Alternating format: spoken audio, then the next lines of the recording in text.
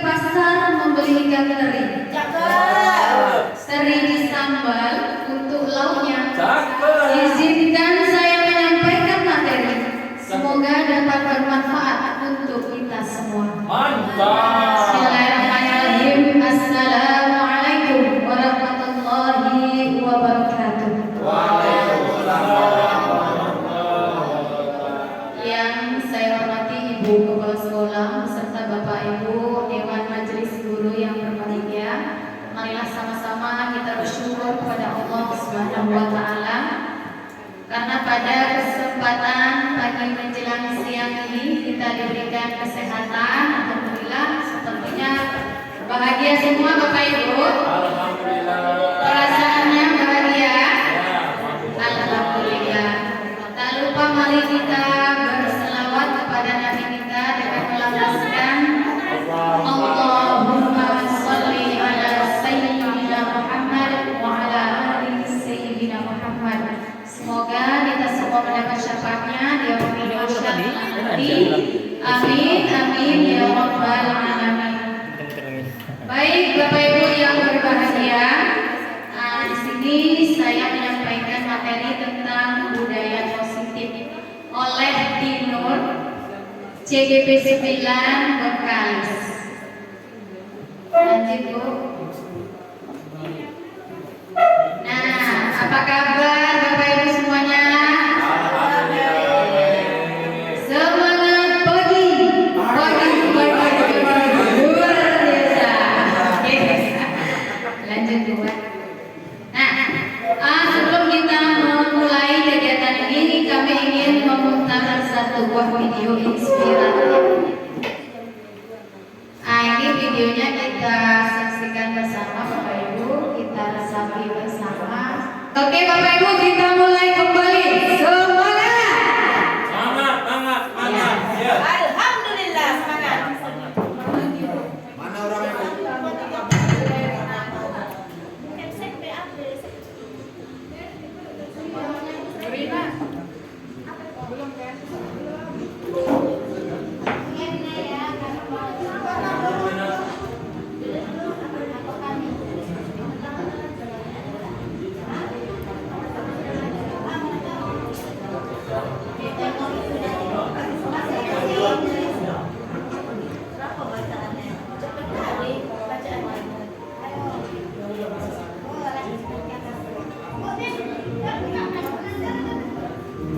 Tutup gitu dulu. Apa ya?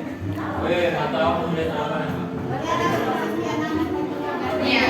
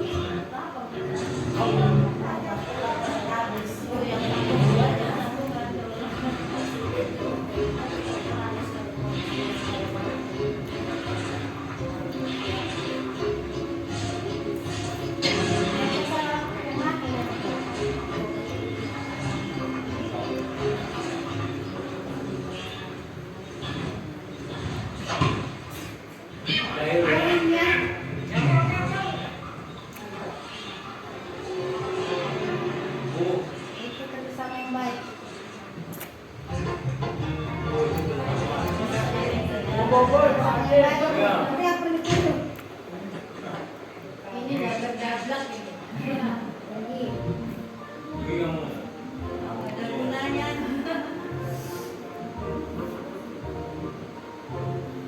Oke Bapak Ibu, tepuk tangan untuk kita semua dulu. Ya, mana mic kita satu lagi? Oke. Bagaimana kira-kira menurut Bapak Ibu tanggapannya? Siapa yang mau memberikan komentarnya? Dulu, Pak Ade, Bu Lina, atau ibu-ibu cantik yang di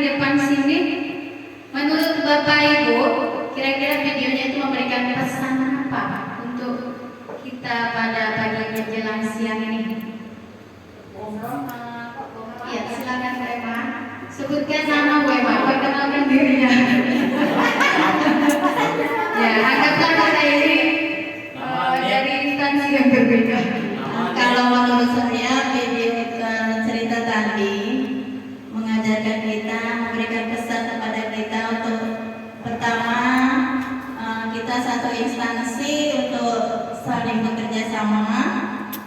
Yang kedua, bila ada kawan yang mungkin kurang paham ataupun tidak sejalan dengan kita, kalau itu tadi kan dia langsung suruh cut aja pipi kan. Tapi kalau menurut saya itu kita bukan dibully, kita kasih tahu, jangan sekejam itu. Mungkin kita bimbing lah, jadi sama-sama belajar intinya. Yang ketiga, pesan dari cerita tadi, untuk mencapai sesuatu kita harus berjuang bersama. Mudah-mudahan kalau seperti itu, apa yang kita harapkan atau yang kita rencanakan nantinya bisa kita, insya Allah bisa kita capai. Itu saja. Nanti tepuk tangan. Oke.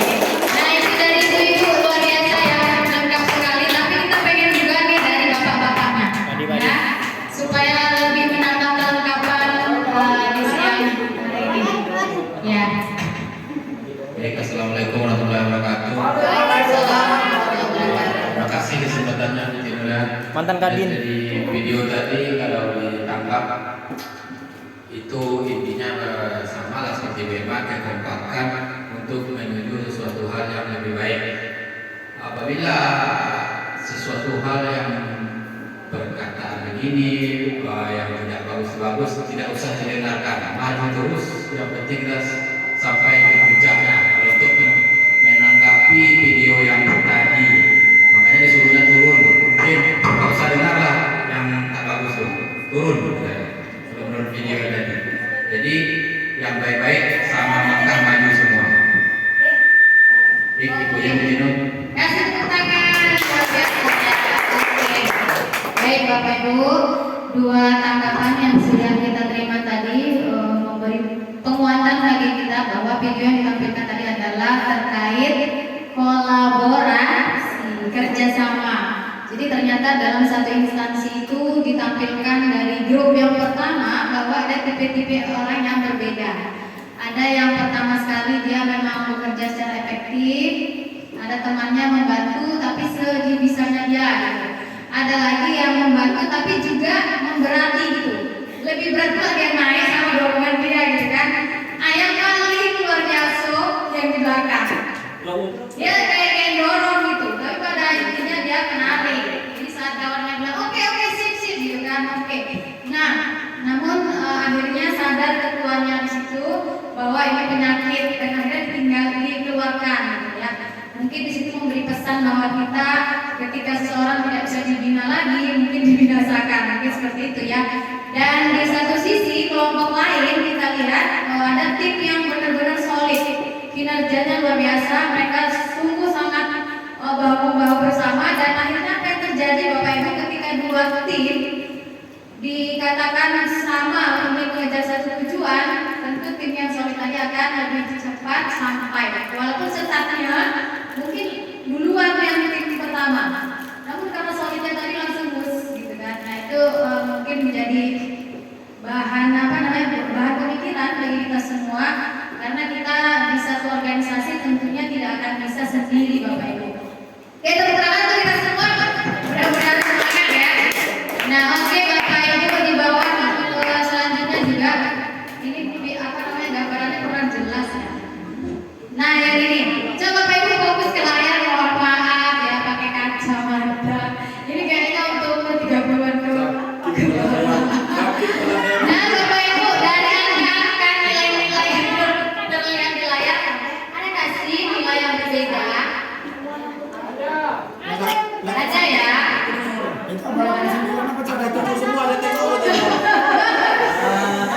Harusnya iya. Sama ya.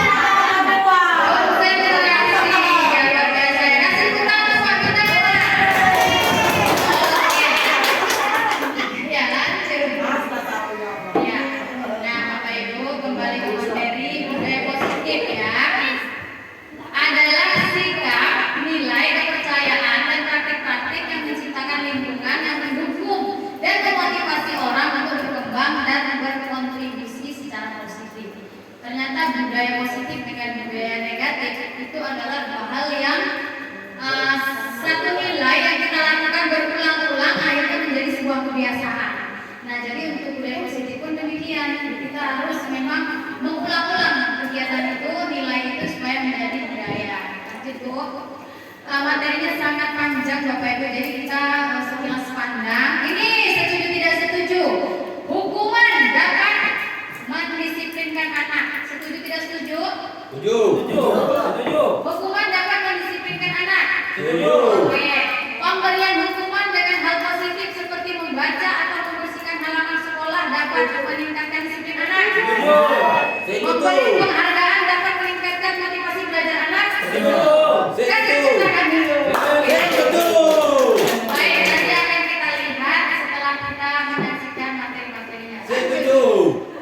Ya, apa saja pembahasan kita pada sesi ini? Jadi ada 6 poin yang akan disampaikan.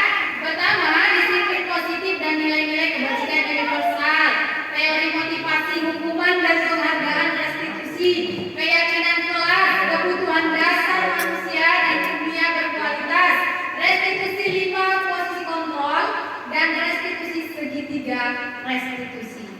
Lanjut tuh, jadi ada 6 pembahasan ya Bapak Ibu. Nah ini kita coba praktekkan ya. Di sini kami minta antara Pak Romi lah dengan siapa?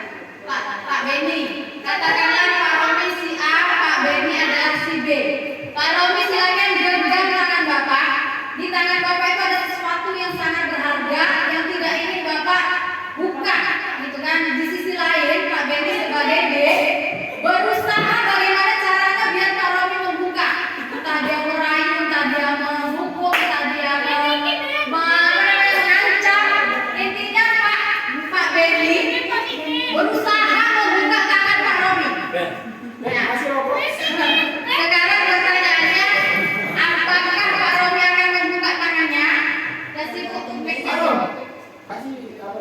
kita tadi mana Bu? Ayo Pak Beni kasih mic-nya. Apakah Pak Romi akan tetap gagah pada pendiriannya? Tetap Apakah tanya Bapak ini tetap Bapak akan membuka? Kan Bapak gini, tergantung Bapak nilai apa yang dibilang Beni. Ya Beni itu salah, bukanlah. Bukan Beni. Beni merayu. Bapak buka kasih cukup. Ben, kasih tahu sekali. Aku nggak Pak. Ben, jelaskan Ben, cepet Ben. Kita ingin ada Gimana caranya? Udah kasih aja mic-nya. Kira-kira Pak Romi akan membuka atau tidak? Kasih mic-nya. Pak Romi akan membuka atau tidak? Menggunakan kata-katanya. Tergantung bayarannya. Oke, sekarang kalau Pak Romi membuka apa alasannya?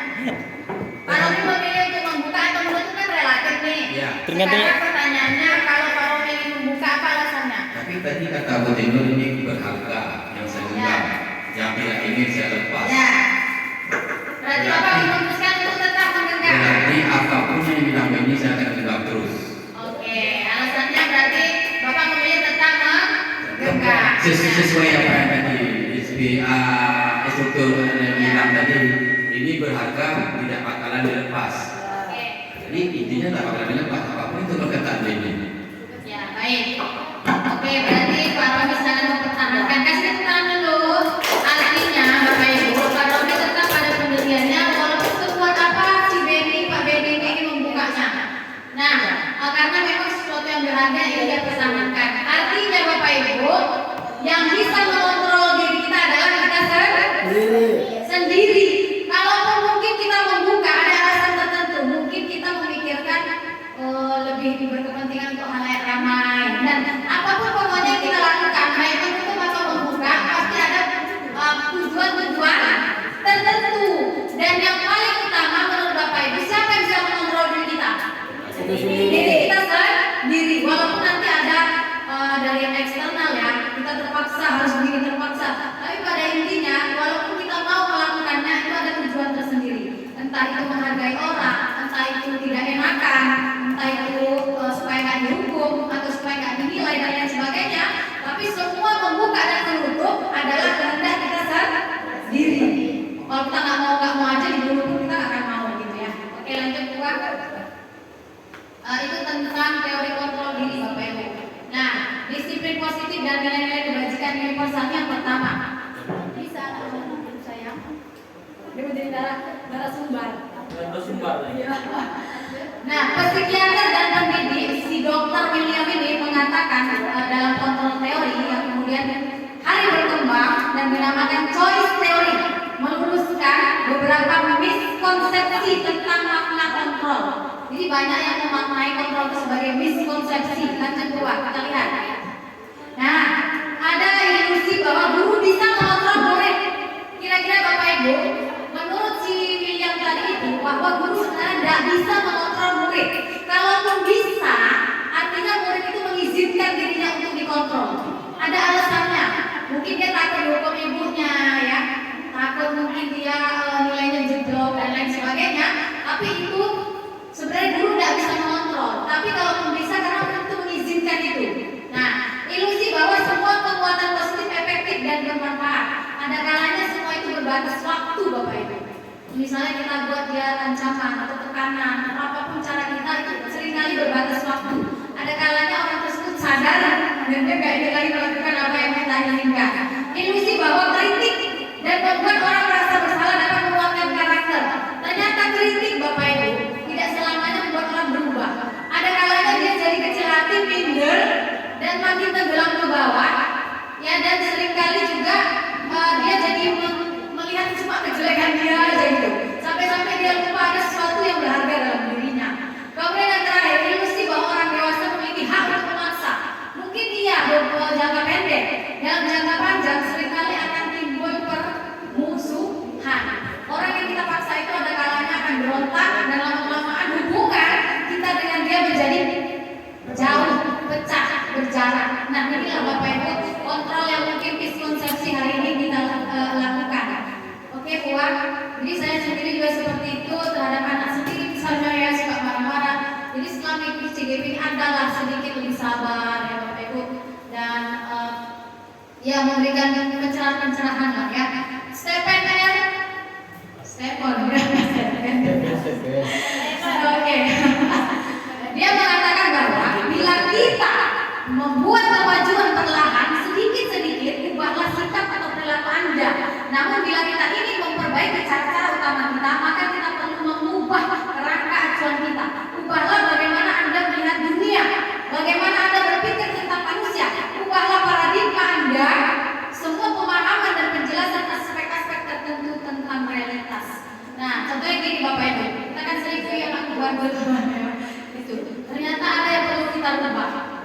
Kita selalu langsung menjas gitu kan, anak kita bangga tanpa kita tahu ternyata ada kebutuhan dia nanti yang belum terpenuhi. Ini akan kita bahas selanjutnya. Lanjut Bu. Nah, oke. Di dalam rangka menciptakan lingkungan positif, khususnya di sekolah kita Bapak Ibu, strategi yang perlu kita tinjau kembali adalah penerapan disiplin di sekolah kita. Apakah telah efektif disiplin di sekolah kita? Mari kita jawab bersama. Apakah telah efektif Bapak Ibu? Belum mungkin ya. Apakah masih perlu ditinjau kembali? Apa sesungguhnya arti dari disiplin itu sendiri? Oke, dan apa kaitannya dengan nilai-nilai kebajikan? Oke, selanjutnya akan kita lihat Bapak Ibu. Ketika kita mendengar kata disiplin, apa yang tergambar oleh kita? Kepada aku, bisa mengatur dirinya. ada aturan ya, kaku, terpaksa, apalagi ya, intinya ya kita harus terikat, ya benar terikat. Oke, lanjut Tua, kita ingin katakan kata si bapak kita, Bapak Ki Hajar Dewantara menyatakan bahwa di mana ada kemerdekaan, di situ harus ada disiplin yang kuat. Sesungguhnya disiplin ini, sungguh pun disiplin itu bersifat self-disiplin, disiplin diri, yaitu kita sendiri yang mewajibkan kita dengan sekeras-kerasnya, tetapi itu sama saja. Sebab jika kita tidak cakap melakukan self-disiplin, wajiblah penguasa lain mendisiplinkan diri kita. Dan peraturan demikian itulah harus ada di dalam suasana yang merdeka, kata Ki Hajar Dewantara dalam pemikirannya. Nah Bapak Ibu, artinya bahwa bagaimana kita bisa melahirkan disiplin itu dari kesadaran dalam diri kita. Karena kalau mungkin dari luar ketika ada FC, ya kan,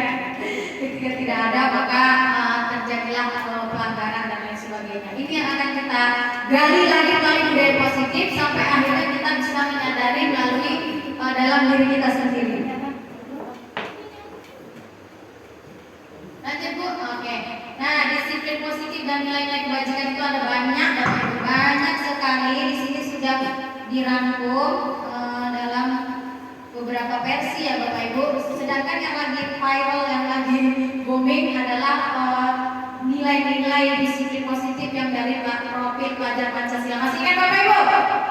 Ayo kita coba nyanyikan bersama. 1, 2, 3. Pelajar Pancasila beriman dan bertakwa pada Tuhan Yang Esa dan berakhlak mulia, berkebinekaan global, gotong royong mandiri, kreatif dan bernalar kritis. Oke, nah itulah nilai-nilai yang kiranya nanti ada pada anak-anak kita, tapi dalam budaya positif yang telah kita lakukan itu timbul secara dari dalam dirinya. Itu yang kita harapkan. Banyak lagi Bapak Ibu, ada sikap yang dari program yang itu ada toleransi, rasa hormat, integritas, mandiri dan lain sebagainya. Ada banyak sekali, ini sudah di-print juga. Mungkin Bapak Ibu bisa baca-baca ya yang ini ya yang dapat. Jadi banyak sekali nilai-nilai kebaikan. Itu untuk nilai-nilai kebajikan Bapak Ibu. Intinya kita akan membiasakan budaya positif sesuai dengan karakter profil pelajar Pancasila. Ya, oke. Lanjut kita masuk pembahasan yang kedua, teori motivasi hukuman dan penghargaan restitusi. Nah, ini kita akan diskusikan Bapak Ibu tentang teori motivasi. Terlalu bersamaan aku ya. Oke, motivasi Bapak Ibu. Menurut Bapak Ibu, nah, motivasi itu biasanya hadir atau mempengaruhi itu dari dua sumber, betul ya? Dari luar dan dari dalam. Nah, ini kalau dari luar contohnya nih, untuk menghindari ketidaknyamanan atau hukuman itu dari mana? Untuk menghindari ketidaknyamanan atau hukuman. Dari luar. Ya, hukuman dari aturan. Untuk mendapatkan imbalan atau penghargaan dari orang lain. Penghargaan, untuk mendapatkan penghargaan. Kalau dari penghargaan besoknya tidak mau lagi. Oke, jadi masih dari eksternal ya. Untuk menjadi orang yang mereka inginkan dan menghargai diri sendiri dengan nilai-nilai mereka percaya. Eksternal. Eksternal.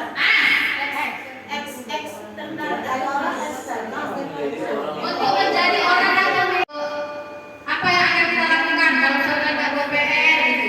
Terus kata muridnya, Bu, PR-nya nanti akan tetap dibuat di ketika jam istirahat misalnya. Ini kan konsekuensi gitu Bu. Tindakan yang nanti ada hubungannya anak tadi yang nggak buat PR jadi buat PR gitu loh. Ada apa namanya? Ada pengaruhnya untuk kesalahan dia. Tapi kalau hukuman jelas nggak ada. Nggak ada kesalahan, nggak ada pengaruhnya terhadap kesalahan dia itu. Contoh, dia datang terlambat, disuruh berdiri di depan bendera. Hubungannya apa? Kalau yang misalnya dia terlambat datang, pas istirahat dia disuruh di dalam mengulang materi yang dia tinggalkan. Ada hubungannya, Bu? Ada kan? Ada. Kan? Nah, kita lihat dulu dari yang tertera di papan ini, mana yang merupakan hukuman, mana yang merupakan konsekuensi. Nampak? Ada? Coba. Mudah-mudahan kita dapat informasi baru anak-anak yuk. Amin. Oke. Baik Bapak Ibu, di sini ada beberapa tindakan guru. Yang pertama, mencatat 100 kali di dalam buku kalimat saya tidak akan terlambat lagi karena terlambat ke sekolah. Apa hukuman atau konsekuensi? Oke, kita kunci dulu konsekuensi. Lanjut. Nanti ada jawaban yang benar ya. Yang kedua, lari mengelilingi lapangan basket 2 kali karena terlambat hadir di sekolah. Lanjut. Murid diminta untuk push up 15 kali karena tidak menggunakan masker ke sekolah. Menggantikan kertas tugas teman yang telah dicoret-coret. Konsekuensi, oke. Membersihkan tumpahan air meja tulis karena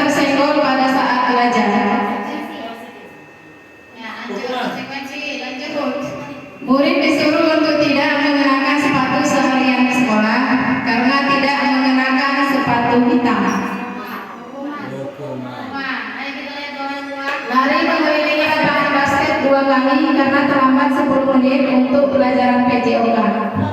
Konsekuensinya, ayo kita lihat. Kalau PJK konsekuensi. Oke, berarti yang pertama tadi kita bilang hukuman, benar. Hukuman ya.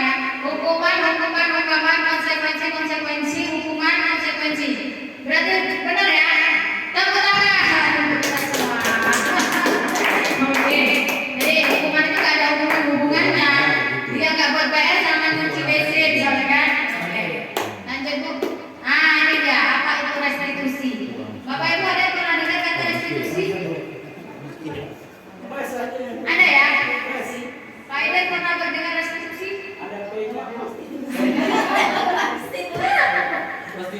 Restitusi. Apa restitusi? Ya presisi. Presisi ya. Oke lah. Reproduksi itu ya. Pak, Iya. PD. Reproduksi tahu ah. ya, ada yang sudah tahu Bu Rini ini? Pernah dengar kata restitusi Bu?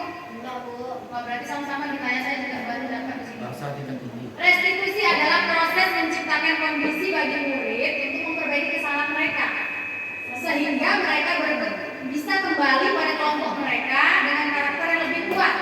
Restitusi juga merupakan proses kolaboratif yang mengajarkan murid untuk mencari solusi untuk masalah mereka dan membantu murid berpikir tentang orang seperti apa yang mereka ingin menjadi, tujuan mulia, dan bagaimana mereka harus memperlakukan orang lain. Itu menurut si dosen. Oke? Ada ciri-cirinya Bu. Bukan untuk menebus kesalahan. Jadi ketika anak bersalah, kita cara restitusi ini bukan untuk menebus kesalahan dia, melainkan untuk belajar dari kesalahan, memperbaiki hubungan. Ternyata ketika restitusi ini hubungan guru dan murid menjadi lebih dekat. Terus tawaran bukan paksaan, ditawarkan. Anak itu terlambat. Besok gimana punya anak biar nggak terlambat? Nah ini mungkin butuh kesabaran tingkat tinggi ya. Oke. Lanjutnya restitusi menuntun untuk melihat ke dalam diri dia. Restitusi mencari kebutuhan dasar yang mendasari tindakan dia. Dia nangis atau rewel atau lasak atau bandel, kebutuhan apa rupanya yang didapatkan dia. Itu yang akan kita cari nanti. Restitusi diri adalah cara yang paling baik. Restitusi fokus pada karakter, bukan tindakan. Restitusi fokus pada solusi. Restitusi mengembalikan murid yang berbuat salah pada kelompoknya. Oke, lanjut Bu. Kalau kita langsung hukum seringkali dia besok-besok udah jadi malu. Iya, dia habis malam. Gak masuk lagi ya udah grupnya. Oke, nanti selanjutnya masih akan berlanjut, tapi sebelum itu kita keyakinan kelas dulu.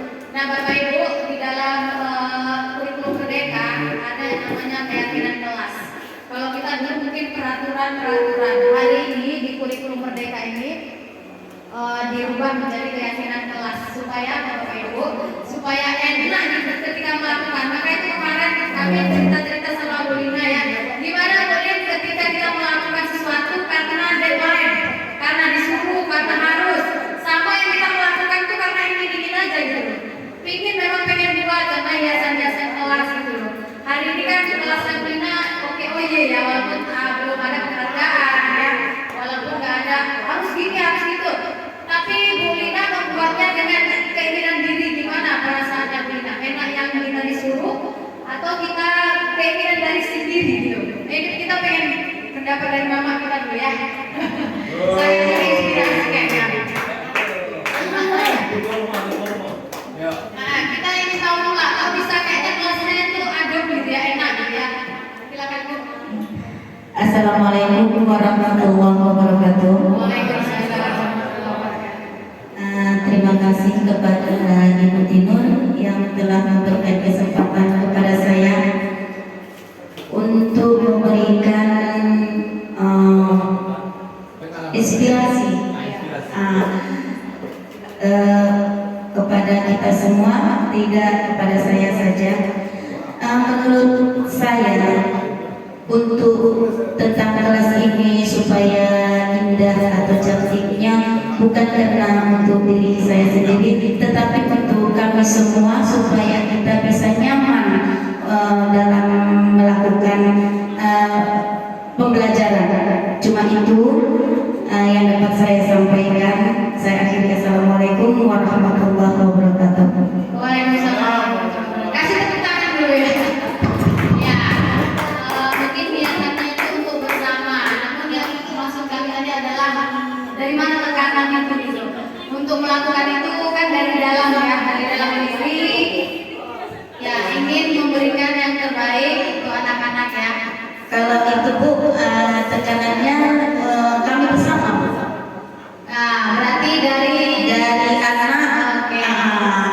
dari anak-anak semuanya.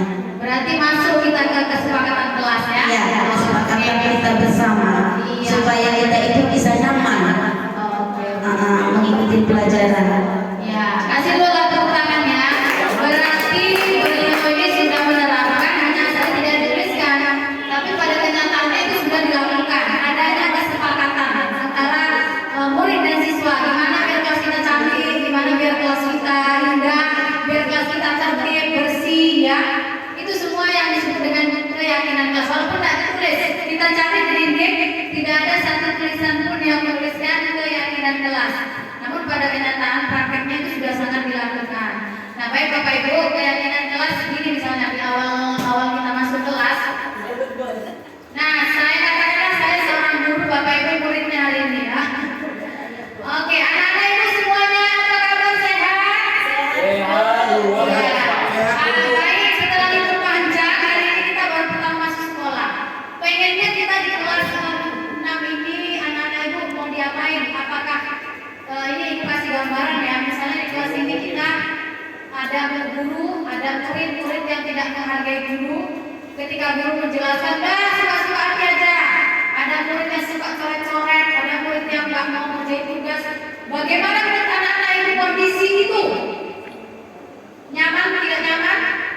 Tidak nyaman. Tidak nyaman. Tentunya kita semua merasa tidak nyaman. Mungkin kita bahagia, mungkin kita senang. Nah, baik, bagaimana supaya nyaman? Apa yang kita mau buat? Nah, itulah nanti terbentuklah kesepakatan atau disebut keyakinan. Bapak Ibu perhatikan yang ada di papan. Bagusnya lagi kesepakatannya ditulis dan ditandatangani semua anak. Nah, kan keren kan? Udah kita suruh dia apa lagi yang kita buat? Bu, supaya bersih kita buat ini Bu, tulis. Bu, supaya nggak ribut kita buat ini Bu, supaya nggak berkelahi buat ini Bu, buat ini Bu. Kita kumpulkan semua yang mereka inginkan, kita tulis, kita taruh di dinding, tanda tangan semua. Kira-kira Bapak Ibu ketika pelanggaran terjadi, kita tunjuk itu, kena nggak mentalnya? Kena ya, mungkin lebih kayak ditampar gitu kan, menyadarkan. Jadi memang keyakinan kelas ini ada baiknya juga kita buat. Kebanyakan kurikulum merdeka itu sudah dibuat khususnya swasta ya, siswa ya. Rata-rata kita masuk kelas ada keyakinan kelas atau kesepakatan kelas. Baik, di depan itu ada dua kesepakatan kelas, enak mana didengar. Datang tepat waktu, mengucapkan salam, menjaga kebersihan sekolah. Apa lagi?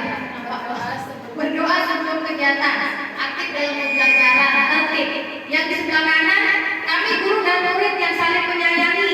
Kami murid yang semangat belajar. Kami murid yang peduli dengan teman-teman. Enak mana kanan dan kiri? Hah? Yang kiri lah. Enak yang kiri? Yakin? Hah? Enaknya apa ya? Kalau pakai isinya.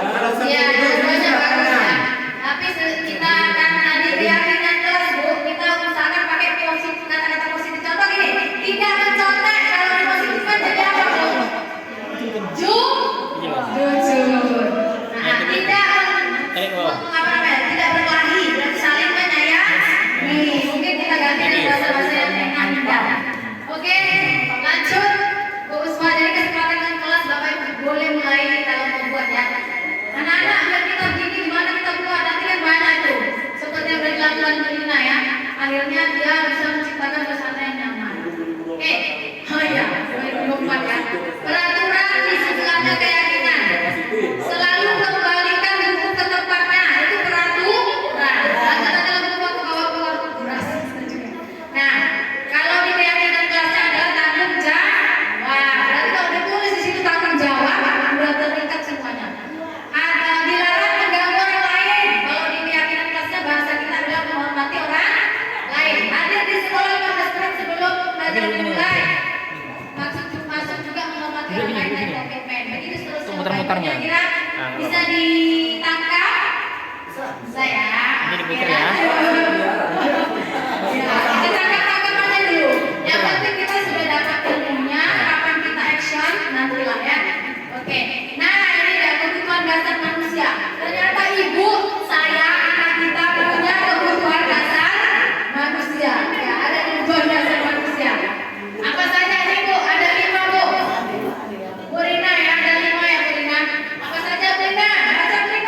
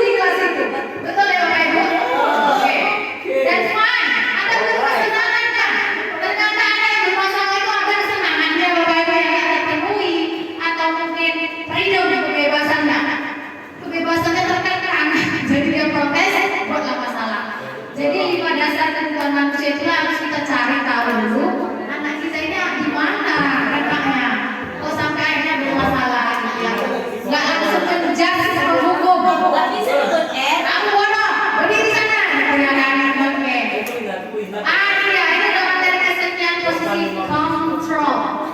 Oke, Bapak Ibu, control. Ya, jangan salah ya. Control. Yang kedua.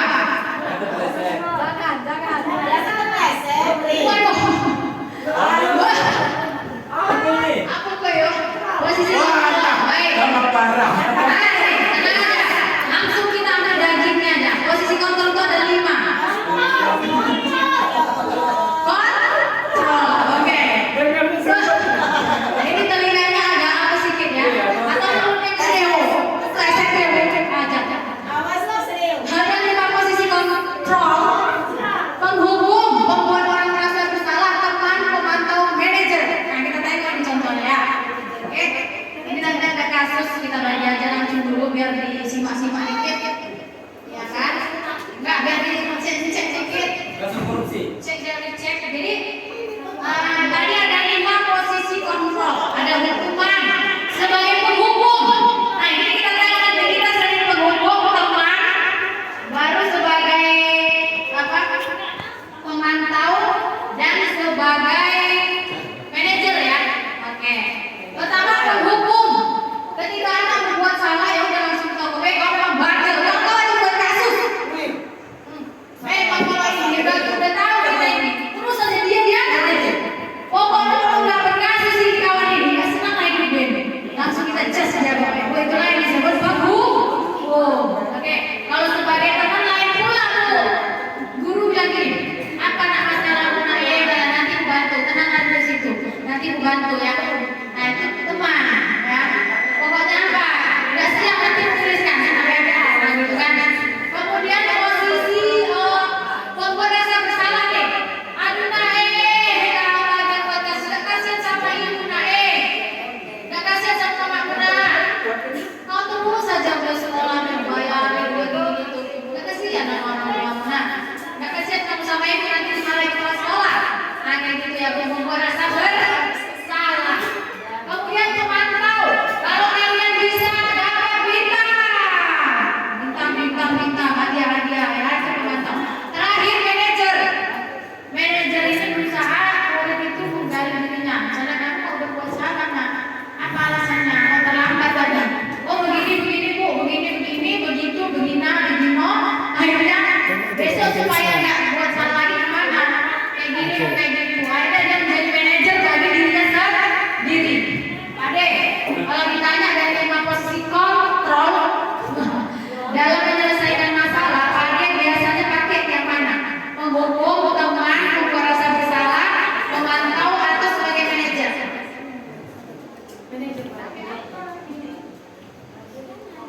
Kayak manajer. Jangan internal ibu. Manajer, kasih tepuk tangan dulu. Oke, kalau saya pribadi Bapak Ibu sangat jujur itu sering memakai yang 4. Penghukum. Manajer jarang. Seringkali langsung kayak menghukum ya, karena ya membuat rasa bersalah juga. Nah, nggak kasihan kamu sama orang tua gitu kan? Itu juga sering saya lakukan. Dan posisi teman juga kadang-kadang ya kita buat. Pemantau juga. Pokoknya yang bisa nanti Ibu kasih nilai 100, Ibu kasih permen. Yang manajer ini belum saya pernah lakukan. Ya. Baik, kita lihat seperti apa manajernya. Ayo. Duh, waktunya jam berapa Pak? Mana? Jam 11.50. Masya Allah, bukan nanti masih sesi 2 soalnya ya. Gas aja. Sedikit ya. Kami takut dong. Masih semangat Bapak Ibu? Semangat.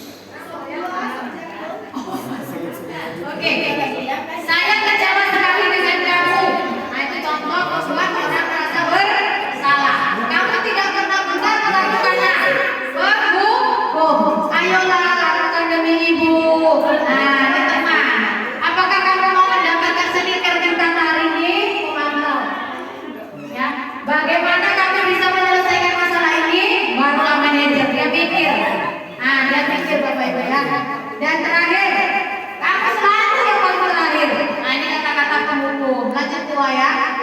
Ini dia yang ini yang paling dia menurut 5 posisi kontrol tadi adalah yang terakhir, manajer melalui segitiga restitusi. Gimana caranya? Ayo kita lihat bersama. Lanjut tua. Kayaknya kita udah di akhir-akhir sesi. Lanjut bu. Nah ini dia. Itu nggak terhapus tadi.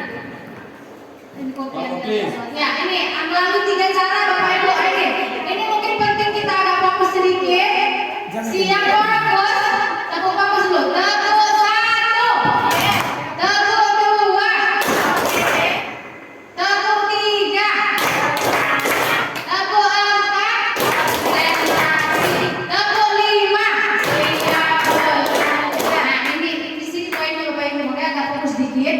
Segitiga restitusi itu ada 3 tahapan atau yang disebut dengan segitiga restitusi. Pertama, setelah Anda membuat kasus, kita stabilkan dulu identitasnya, kita validasi tindakan yang salah, terakhir menanyakan keyakinan.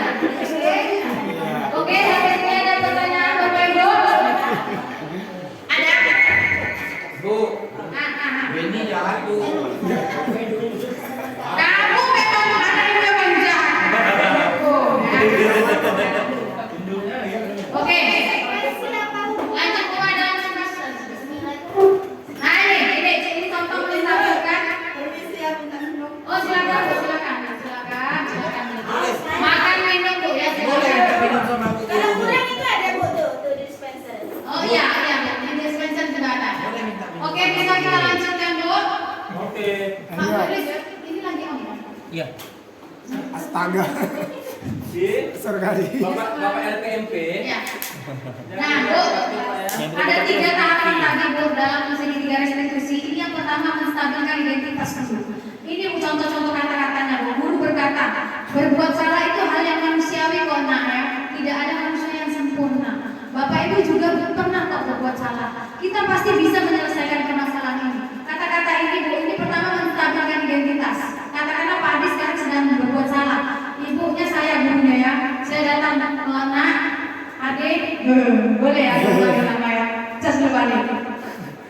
Adik, nggak apa-apa berbuat salah nak. Bukan cuma kamu kok yang pernah, ibu juga pernah berbuat salah. Gimana perasaan Pak Adik kalau Pak Adik sedang berbuat salah, gurunya ngomong kayak gitu? Gimana perasaannya? Iya mama ya. Merasa ya bersalah. Merasa ya Pak Adik. Tapi ada satu semangat Pak Adik karena Besok ulangi lagi. semua orang kok pernah kok berbuat salah bu ya. Kita tuh kayaknya nggak ada terlalu jatuh. Coba kalau misalnya tuh gurunya bilang gini Pak Ade, memang kamu aja yang berbuat salah. Nggak ada yang lain, memang kawan-kawanmu tuh bisa semua. Kamu terus yang ribut. LKS sudah pernah bawa. Ini kamu di depan. Tunggu ya, tunggu saya besar. Iya. Kasih tepuk tangan.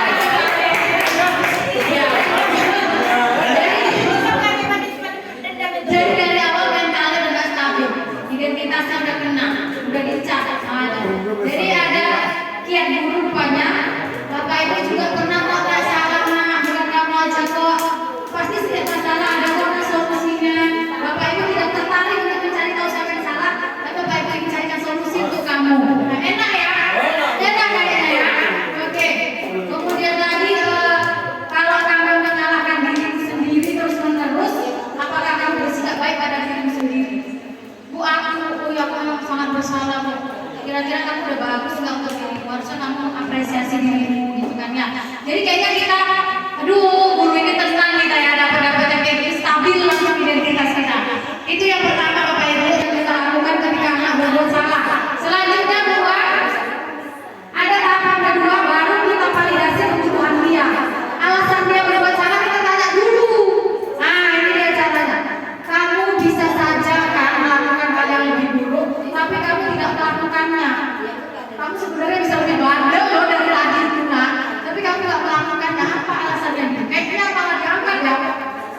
Malah diangkat ya, anak berbuat salah loh, tapi diangkat. Siapa itu baru dijatuhkan. Apa yang penting bagi kamu? Kamu boleh tetap berusaha menjaga sikap itu. Kamu boleh tetap melakukan itu. Tapi kalau terlambat terus, Kira-kira bagus nggak? Nah, jadi Masih jauh, Bu. jadi ini kayaknya sahabat kita Kiki ya Bu ya. Untuk sampai ke tahap restitusi ini memang dikit dulu. Sudah emosi kan? Kiki dulu, baru sampai memang rapat dulu ini kita ya. Oke, mungkin kita tanya dulu alasan terlambat apa. Nah, oke, lanjut ke poin yang terakhir. Kita tanyakan dulu keyakinannya, Pak Ade. Ade, kamu datang terlambat tuh keyakinan kelas mana yang sudah kamu langgar? Keyakinan kelas mana, kesepakatan kelas kita yang mana yang sudah kamu langgar? Biar kita buat. Data tepat. Waktu. Masih jauh, Bu. Itu sudah tepat.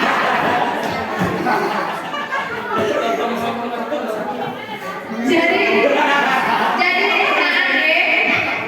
Nade, apa yang Nade lakukan itu menurut Nade benar atau salah? Sama Bu. Kenapa kok salah? Saya datang terlambat terus. Iya, apa kerugiannya datang terlambat? Saya Ketinggalan pelajaran. Oke, sekarang Ade, apa kiat-kiat yang akan Ade lakukan ke depannya supaya tidak terlambat lagi? Nah, bangun pagi, bangun pagi, berangkat pakai layak, baca istri, datangnya lebih cepat. Oke, jadi itu ya. Nana, kamu kan tadi terlambat nih 30 menit pula ya Nak ya. Padahal di awal itu sudah sedasi masalah disiplin positif. Nah, menurut kamu untuk menutupi ketinggalan itu apa Nak yang kamu lakukan Nak? les sama ibu, Privat bawa air minum ke rumah ya Nak ya. les sama ibu. Baik, kasih tepuk tangan. Ya, jadi gimana perasaannya Pak Ade? Kalau Pak Ade sebagai murid, gimana Pak Ade perasaannya? Oh, senang, Bu, senang. Jadi kita tidak mendapat solusi ya, nah, tanpa menjatuhkan yang namanya harga diri. Ya itulah Bapak Ibu sebatas berbagi kita terbuat anak apa? Habis dapat tidak juga. Terakhir Bapak Ibu silakan tidak dibaca-baca. Nanti kita sedikit kasih komentar 5 menit aja lah ya, tidak banyak. Ada buat kasus Bu Siti udah baca Bu kasusnya Bu? Oh belum, masih sibuk balas WA ya. Baik, dibaca dulu nanti kita minta pendapatnya gimana kasusmu, bagaimana begitu memahami solusi dan itu termasuk kontrol, posisi kontrol yang sebagai teman, pendukung atau pemantau atau manajer. Nah, betul. Oke silakan dikasih waktu 5 menit dari sekarang. Itu kasusnya di apa? Oh, Boleh minum ya dulu ya. boleh, boleh. Dia mau ya ganti baju. Bu, ini nyontek Bu.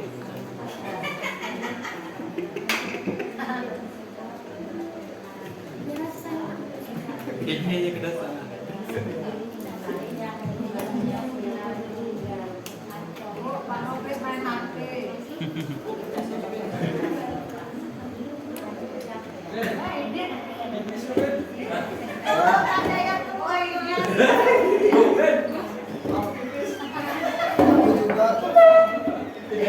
mengenakan sepatu. Pak Lukman menanyakan Sabrina apa peraturan sekolah tentang seragam warna sepatu. Sabrina menjawab sudah mengetahui sepatu harus berwarna hitam. Namun terburu-buru dan salah mengenakan sepatu. Selain tidak mungkin kembali pulang karena rumahnya jauh sekali. Pak Lukman tetap bersikeras pada peraturan yang berlaku dan mengatakan, ya sudah, kamu sudah melanggar peraturan sekolah. Kamu salah, sudah terlambat, salah pula warna sepatunya. Segera buka sepatumu kalau tidak bisa mengenakan warna sepatu sesuai peraturan. Sabrina meminta maaf dan memohon kembali kepada Pak Lukman agar tetap dapat mengenakan sepatunya dan berjanji tidak akan mengulang kesalahannya. Namun Pak Lukman tidak mau tahu. Tidak, kamu telah melanggar peraturan sekolah. Kalau tidak sanggup ambil sepatu di rumah atau diantarkan sepatu ke sekolah, ya sudah kamu tidak bersepatu saja seharian di sekolah. Sekarang copot sepatumu dan silakan belajar tanpa sepatu seharian. Sabrina pun dengan berat hati mencopot sepatunya dan memberikannya kepada Pak Lukman. Seharian dia tidak berani berkeliling sekolah karena malu dan lebih banyak berdiam diri di kelas tanpa alas sepatu. Oke, Bapak Ibu, gimana tanggapannya terhadap Pak Lukman? Apa yang sudah dengar Bapak Ibu tadi ya? Apa yang dilakukan Pak Lukman kira-kira apakah sudah tepat? Dan menurut Bapak Ibu dari 5 posisi kontrol yang dilakukan oleh Pak Lukman itu termasuk yang mana? Hukuman ya. Nah, akibatnya apa yang dirasakan muridnya? Dia sampai malu sama teman-temannya, nggak keluar karena nggak boleh pakai sepatu tadi, warnanya hitam. Nah, jadi posisi penghukum itu yang dilakukan Pak Lukman tadi, menurut Bapak Ibu gimana bisa menjatuhkan apa? Harga diri, kepercayaan diri ya. Kita kan ingin anak kita yang bersalah itu mendapat solusi, tapi di situ malah menimbulkan permasalahan yang baru. Oke, tepuk tangan buat Ibu Marpuah ya. Semoga ini menjadi bahan pertimbangan atau bahan pemikiran untuk kita. Lanjut kelompok Bu Idar ya. Mabuk silakan. Bacakan aja kelompok. Bacakan aja Bu kasusnya Bu. Baru kita tanggapi bersama nanti. Anto dan Dino sedang bermain bersama di lapangan basket dan tiba-tiba terlibat dalam sebuah pertengkaran adu mulut. Dino pun menjadi emosi dan mengadakan kontak fisik menarik dirinya Anto dengan kasar sampai kancingnya terlepas. Pada saat itu guru Peter langsung melerai mereka dan membawa mereka ke ruang kepala sekolah. Ibu Siti sebagai kepala sekolah berupaya menenangkan keduanya, terutama Dino. Dino sepertinya kamu saat ini sedang marah sekali. Mendengar itu Dino pun mengalir bercerita tentang kesalahan hatinya. Ibu Siti pun melanjutkan bahwa membuat kesalahan adalah hal yang manusiawi dan bahwa pertahanan diri adalah hal yang penting. Namun meminta Dino memikirkan cara lain yang mungkin lebih efektif karena saat ini Dino berada di ruangan kepala sekolah. Ibu Suti melanjutkan pertanyaan tentang keyakinan sekolah yang bersepakati serta apakah yang bersedia memperbaiki kesalahan yang telah dilakukan terhadap Anto. Dino pun akhirnya bertahan mengangguk.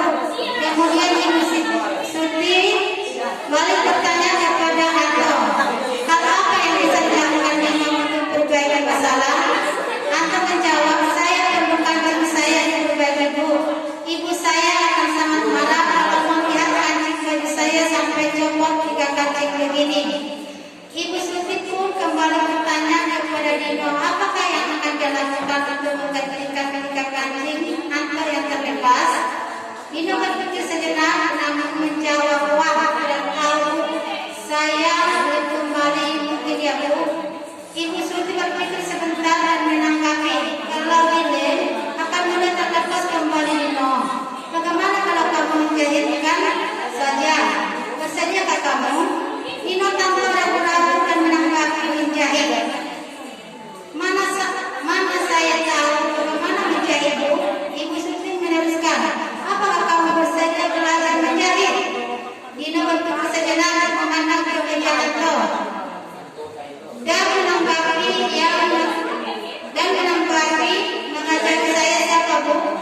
Dengan cepat Suti menjawab, Pak Irfan, guru tata busana. Dino kembali diam sejenak memandang ke meja Anto yang tanpa kancing.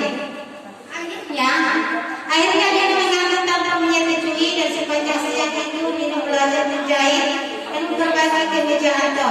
Terakhir kali terlihat kedua anak laki-laki tersebut, Dino dan Anto pada jam pulang sekolah.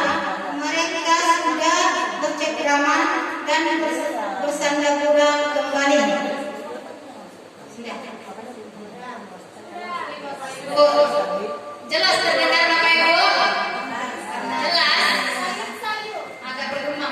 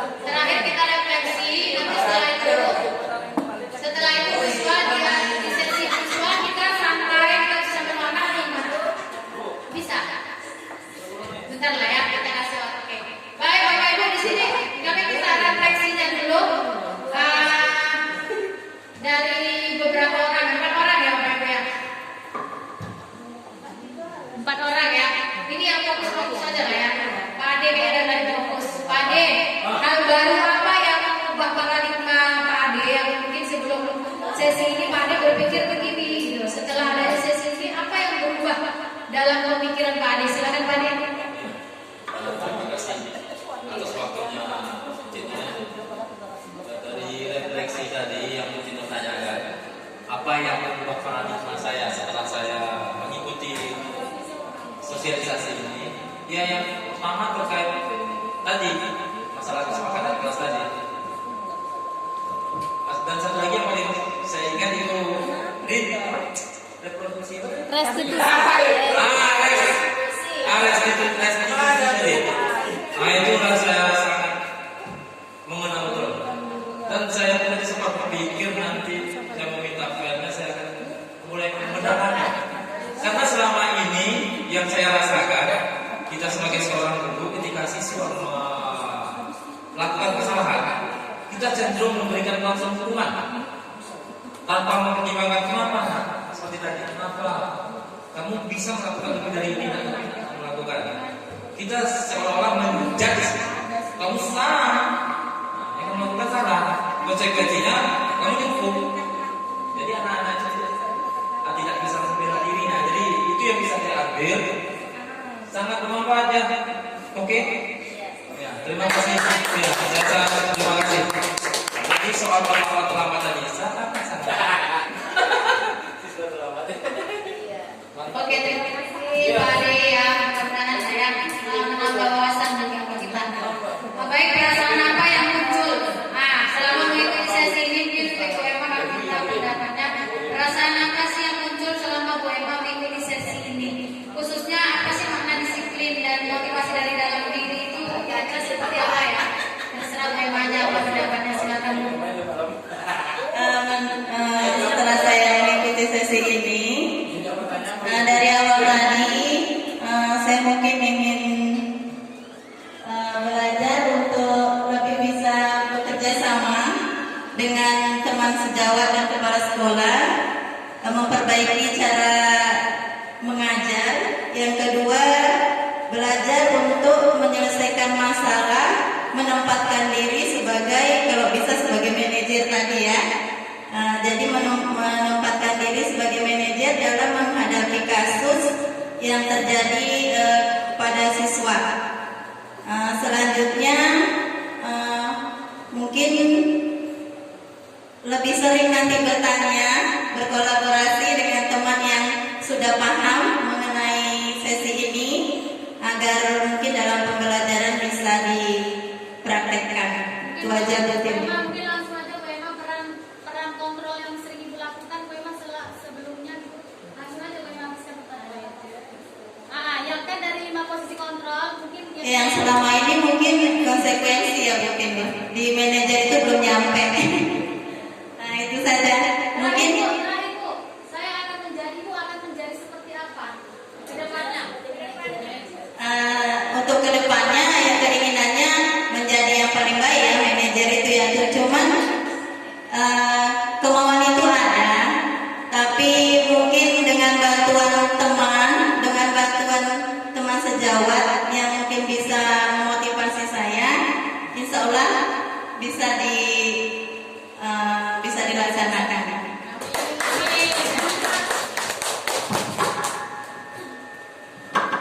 Baik, alhamdulillah selesai sudah sesi kita terkait media positif Bapak Ibu, khususnya untuk diri saya sendiri terutama yang setelah mempelajari materi ini buat nampak sekali kekurangan-kekurangan kebiasaan-kebiasaan kita yang mungkin kita salah dalam melakukan tindakan dan lain sebagainya. Saya di sini sebagai pemateri, mohon maaf Bapak Ibu kiranya dalam penyampaian ada hal yang tidak baik, kurang memuaskan ya. Bapak Ibu yang belum puas kita tambah satu lebih. Oke, dan saya mohon maaf atas segala kekurangan. Marilah kita saling mensupport, saling mengingatkan, dan saling berbagi praktik baik. Gitu karena tanpa kita sadari sebenarnya dalam diri kita semua ini ada hal positif dan negatifnya, ya kan?